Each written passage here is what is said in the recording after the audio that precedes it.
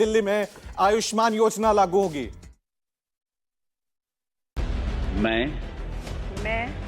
रेखा गुप्ता ईश्वर की शपथ लेती हूं कि मैं ऐतिहासिक रामलीला मैदान में पीएम मोदी की मौजूदगी में शपथ लेने के साथ ही रेखा गुप्ता दिल्ली।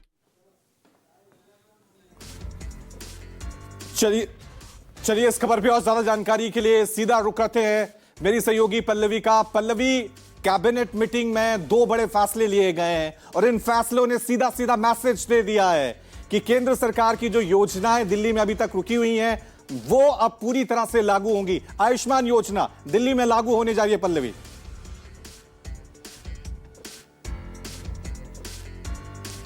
तो बड़ी खबर आपको बता दें, आज दिल्ली सरकार की पहली कैबिनेट की बैठक हुई। इस बैठक में दो बड़े फैसले किए गए। पहला फैसला, आयुष्मान योजना दिल्ली में लागू होगी, और दूसरा जो बड़ा फैसला किया गया यह भी बहुत अहम है, यानी अभी तक सीएजी की जितनी भी रिपोर्ट अटकी हुई है उनको लेकर दिल्ली सरकार आएगी। यानी करप्शन को लेकर भी यहां पर रेखा गुप्ता काफी सख्त रुख अपनाती हुई नजर आ रही है, क्योंकि बीजेपी ने लगातार आम आदमी पार्टी पर करप्शन के कई आरोप लगाए थे। सीएजी रिपोर्ट को लेकर तब भी हंगामा हुआ था, और आज जो दो बड़े फैसले लिए गए उनमें सीएजी रिपोर्ट को लेकर भी दिल्ली सरकार ने यह बड़ा फैसला किया है। सीधा रुख करते हैं मेरी सहयोगी पल्लवी का। पल्लवी, बड़ा फैसला लिया गया है, और जो सबसे बड़ा फैसला लिया गया है कि दिल्ली में अब आयुष्मान योजना लागू होगी। बिल्कुल, देखिए इसमें कोई दो राय नहीं है, और जिस तरीके से बीजेपी ने पहले जब सरकार आने से पहले भी ये दावा करती रही है कि जैसे ही सरकार में आएगी दो बड़े फैसले लेती रहेगी, जिसमें से दो बड़े फैसले सामने आ गए हैं। आयुष्मान भारत को लेकर के कहा गया है कि दिल्ली में इसे जल्द से जल्द लागू किया जाएगा, लेकिन अगर आप मुख्यमंत्री की बातों को बहुत गौर से सुने तो मुख्यमंत्री ने कैबिनेट में जो बिल्कुल इसको प्रस्ताव था उसको पारित किया, लेकिन केंद्र से इसको एमओयू साइन करना होगा, और बहुत सारी ऐसी प्रावधान है उसको देखते समझते हुए ही लागू होगा।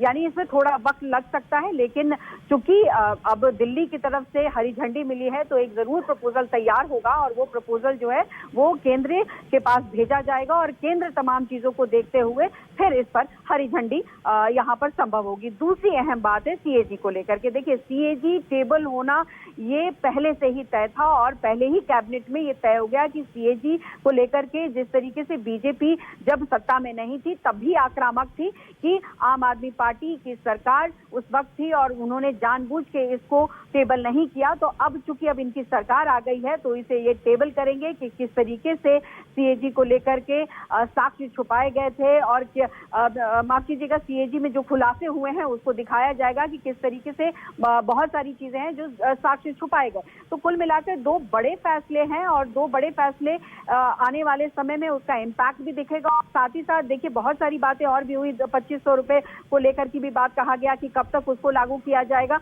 तो उन्होंने ये बहुत अहम बात कही कि चूंकि अभी रजिस्ट्रेशन नहीं हुए हैं, पहले उनको चिन्हित करना होगा कि किन किन कौन कौन सी महिलाएं इसके दायरे में आएंगी, उनका रजिस्ट्रेशन होगा, और फिर उसके बाद 2500 रुपए दिए जाएंगे। तो सरकार को अब एक्शन मोड में आप अभी से नहीं, आने वाले बहुत लंबे वक्त तक देखेंगे, क्योंकि सरकार के पास बहुत सारे ऐसे पेंडिंग वर्क्स हैं, और खास करके बहुत सारे ऐसे दावे भी सरकार ने किए थे कि वो जब आएंगे तो तमाम चीजें करेंगे। तो उसका एक झलक जो है वो आज इन दो बड़े अनाउंसमेंट के साथ देखा गया है, और पोर्टफोलियो भी बढ़ चुका है, और पोर्टफोलियो आपने देख ही लिया कि किस तरीके से। ठीक है, तो बड़े फैसले यहां पर मुख्यमंत्री रेखा गुप्ता ने लिए हैं।